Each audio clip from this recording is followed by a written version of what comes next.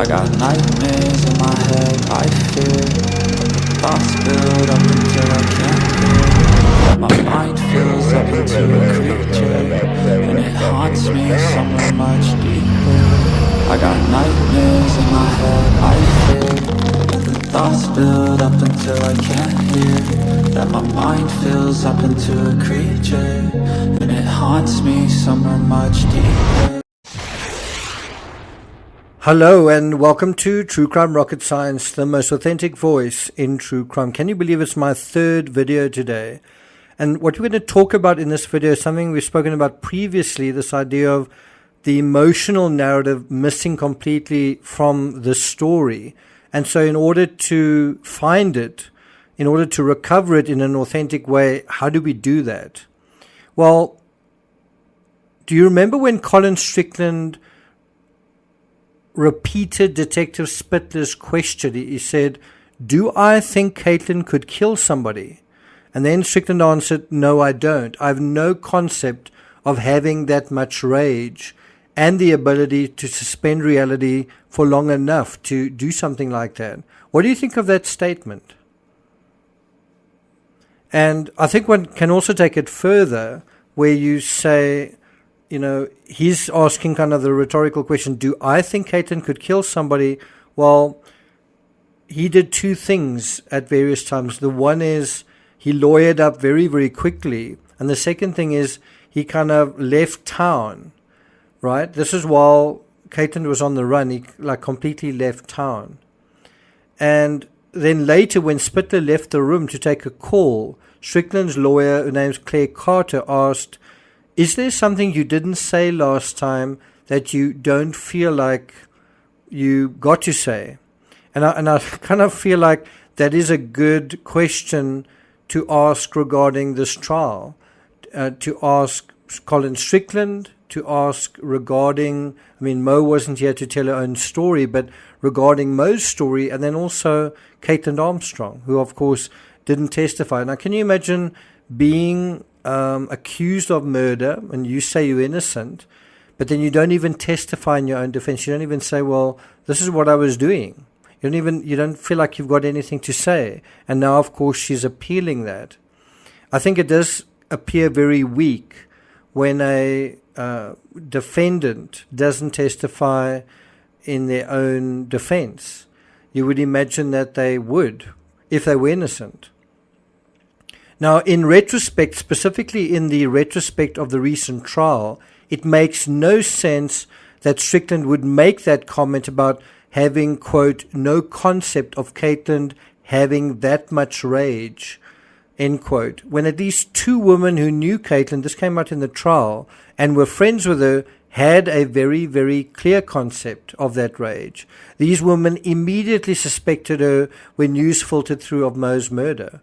They contacted the cops via a tip line and basically described a woman that they saw quivering, shaking with rage, a woman who actually said, in her own words, "I'm going to kill her." And so really, these female friends had seen and experienced an unhinged Caitlin, one who was actually verbalizing, as I say, that she wanted to kill Mo. Meanwhile, Strickland had no concept of it. Did the words never filter through to him that Caitlin had said what she'd said? Because the cycling community is quite a integrated group. You would imagine that something like that would eventually filter through.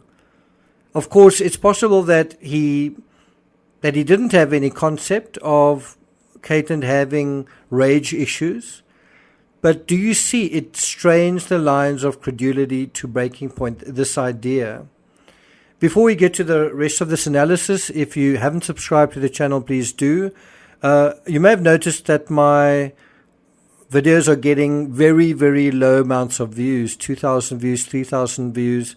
That is kind of what happens when you take a hiatus off YouTube. And so if you appreciate my predicament and you know that I have been working quite hard despite COVID and other things, and you want to show your appreciation, please hit the like button, and you can also hit the thanks button.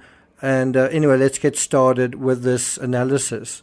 I do think we have to ask and we have to ponder, if he did have a concept of Caitlin's rage, this is Colin, then going out with Mo secretly, after all that had already happened at that point, their previous dalliance and the aftermath to that, the reconciliation with Caitlin and what happened during that process, Caitlin living with him and obviously saying certain things to him during that time, Caitlin taking care of his business and finances, also the blocking of the number, that was something that Caitlin did without telling Colin. And then also the reassigning of a pseudonym, and that I think happened like the day before the murder. Well, if he did have a concept of Caitlin's rage, well then doing what he did would really be unconscionable, wouldn't it? And so if he did have a concept of her rage and he did what he did do, would he admit that? Would he admit that he knew about it and did it anyway? What we see here from Colin is similar to Chris Watts's cell phone sleight of hand, where Chris Watts used a secret calculator app. But the point is that Chris Watts felt that he could communicate at liberty with his mistress and could basically feel reassured that Shanann would be none the wiser. And of course, Shanann did eventually get an inkling that something was wrong. But I think the difference here is I don't think Colin counted on Caitlin tracking his communications on the laptop back home, which was easy to do given that he'd given her all of his passwords. Now, I don't know if it's unfair to say this, but I'd imagine at some point, if law enforcement figured that is how Caitlin knew what was really going on, that she was checking out Colin's texts through the cloud, then surely Colin himself knew that's what and how the psychological mechanism was being activated and driven. And he must have thought it was sufficient to simply try to, in the beginning, to simply try to hide away his activity. But by the time he was sitting in the police station, hadn't he figured out kind of what had happened and how it had happened? In any event, do you see from his own version of events emphasized in court, they, meaning he and Caitlin, were sleeping in separate rooms in the house they shared, right? He said this. Now, if this is true and they weren't together, why did he feel it was necessary to lie to Caitlin about where he was when he was with Mo? Then something else that Spittler asked him was, has she mentioned in the past wanting to hurt Mo? Do you think she's capable of hurting Mo? And before he answers, I just want to jump in and say, she had done a couple of things like blocking Mo on his phone without asking him. And anyway, his answer is, if I thought she was physically capable of hurting another human, I would have extricated myself immediately from that situation, Strickland said. Not so much for my own personal safety, but my concern for another human. And of course, the thought must have occurred to him after Mo died. The thought must have occurred to him that could Caitlin have done this? And of course, he is still with her the next morning. He's still with her, I think, even that evening. And so this plea of complete innocence also occurs in the context of Caitlin actually calling Mo directly and warning her to stay away. And Colin knew about this. Colin knew about this because Mo told him. And of course, Mo knew about this. Mo had actually been warned directly by Caitlin, right? And this confrontation actually led to a what the F text from Colin. And that is besides Colin saying something along the lines of, that he would stay home during a party that Mo was attending because he didn't want it to lead to drama. That's quite a big kind of avoidance, giving a lot of leeway to someone. Why? Why is that? And if he stayed home during a party that Mo was attending because he didn't want it to lead to drama, well, he didn't stay home on May 11th. And so one's got to wonder, what was the reality behind the statement, I have no concept of having that much rage? I mean, do you believe that? Do you believe Colin could simply not imagine so much animus in someone close to him when the very same person was pushing, shoving, and stomping media personnel again and again and again when he was coming out of court? What I'm trying to say here is, he says he has no concept of having that much rage. He's saying, I have no concept of having that much rage myself. Meanwhile, look at what he was doing outside court this November. Pushing, shoving, stomping media personnel again and again. Not big men, people that were smaller than him and also preoccupied. They didn't actually know what he was about to do. In over a decade of covering true crime, I've got to say I've never seen anything like it, with one exception. When triple axe murderer Henry van Breda brushed by me on his way out of court, that was on his first day of testimony, and he kind of made a taunting comment quick before stepping out the door. But even that was less aggressive than what Strickland did to the media shadowing him. I mean, Van Breda basically brushed by me. It wasn't as though I was knocked off my feet, or it was just a kind of a slight brushing by me. Anyway, now let's deal with Armstrong. As the original interview with law enforcement went on, Connor told Armstrong that Strickland had been with Wilson the previous evening, basically saying, you know what, this guy that you live with, I don't know whether he's your boyfriend, I don't know if he's your partner, I don't know what's going on, but he was actually with Mo Wilson the previous evening. Do you know that? And then she said, maybe you were upset and just happened to be in the area. Armstrong replied, I didn't have any idea that he saw or even went out with this girl as of recently. And so she's kind of giving it a blanket response. She's saying, I didn't have any idea that he saw or went out with this girl then, right? And I guess that's also covering previously. It's kind of a general, generic answer. Again, is it true? Well, I think it's an interesting dodge to the original question, because she doesn't say, no, I wasn't upset, or why would I be upset? And it's an interesting dodge because I think if she does answer that question on its own merits, perhaps if her sister was asking her, or some girlfriends of her were asking her, and Mo wasn't ultimately murdered, maybe you were a little upset. Well, yeah, I was. I was extremely upset. It was the whole thing all over again. Wouldn't that be a more authentic answer? Instead, she says, I didn't have any idea that he saw or went out with this girl. Well, clearly she did. That's why she was circling the block in her own vehicle for at least an hour with her phone and her 6 hour at her side. And that's why she checked Mo's Strava 5 or 10 times, or whatever the number is, on the day of the murder. Now, I've covered this before, but by saying I didn't have any idea he went out with this girl, by referring to her obliquely as this girl, by not referring to her by name, and obviously Caitlin knew Mo's name well enough to search for her dozens of times online, right?